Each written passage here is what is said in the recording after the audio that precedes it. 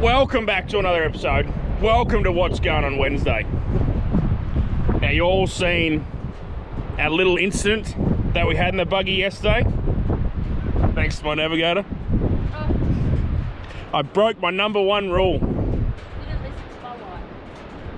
That's probably number 8 or 10.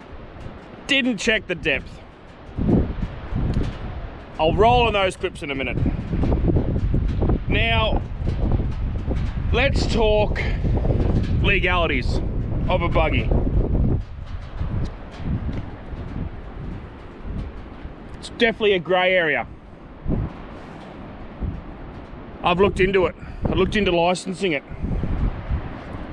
Went to the local licensing centre. He said, yep, no worries. All you need is a letter from the, what was it, the West Australian government? Or Transport WA or something. So we sent them what we wanted to do, what we intended to do. Started a business. Did all the right things. I went and bought lights, indicators, horn to make it full road legal. Now, why did I do this? Because I've seen other people with them registered, driving down the road in Bremer Bay. Full West Australian licence. So I went, talked to him. I said, mate, how'd you do this?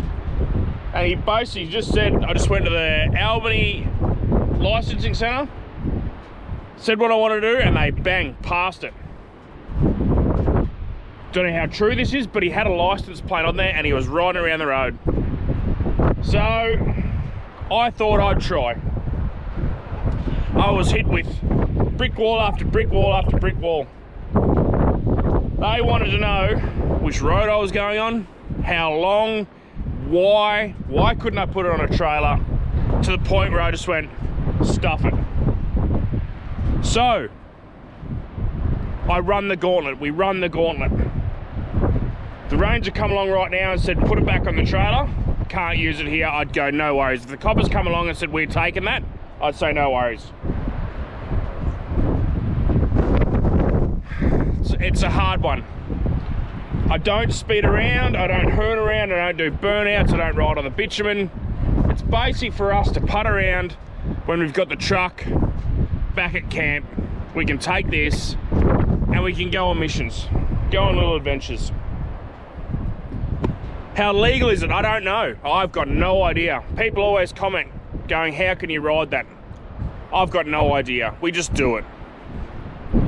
It does have an off-road rego for an off-road vehicle. Now that's probably not any better than what it's printed on. It's good for nothing. It's $20 a year, is it? Yeah. For nothing. You don't have to put it on what vehicle it's on. Oh, you do? Do you? Yeah. Oh, you do, but it means nothing. It absolutely means nothing. It means you could probably ride it on the beach if you're allowed to, and if someone thinks you were speeding, they could take your rego and report you. Like I said, good for nothing.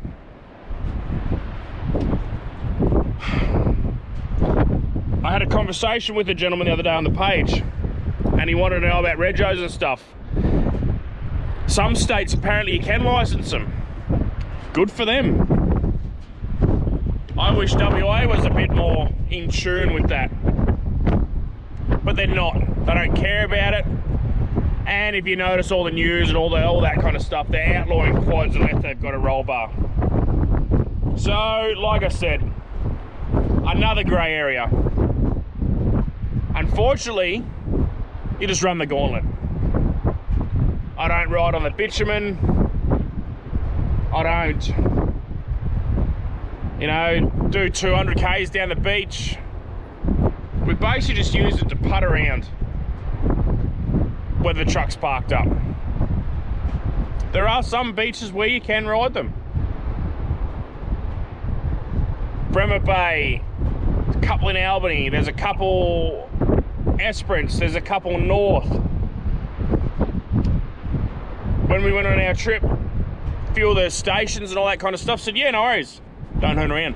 No worries at all. I guess it's up to the owner of the area, and that's Shire. Grey area. And I'm going to run on that grey area. Like I said, if they come along and say, Mr. Mumford, put that back on the trailer, I'd go, no worries. I'd go, yeah, righto, I'll put it back on the trailer. And if I got a fine, I'd cop it. I'd cop it sweet and go, whatever.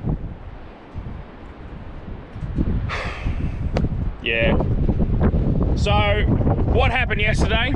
I guess I broke my pretty much #1 rule. Not listen to my wife, because I don't listen to her. She is just an accessory. I didn't check the depth. Didn't check the bottom. We looked on Google Earth and said, there's a track there, let's go and find it. Okay. Bruh. It broke the crust, and we couldn't get going again, and we drowned it. Nothing happened to it. I turned it off. No water got in the motor. It's fine. This is the day after. Is it the day after, Beck? It's the day after. Drain the water out. Give it a couple of cranks by hand. And away she went. Like I said, I'll roll on the clips.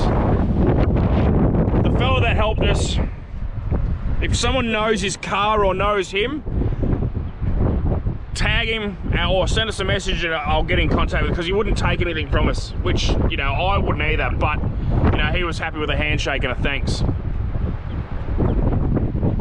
We're about 6 Ks from camp, so he dragged us out, and then he took me all the way down to camp, and I grabbed the truck and we come down and I pulled it out, and that's a video of you seeing Beck driving.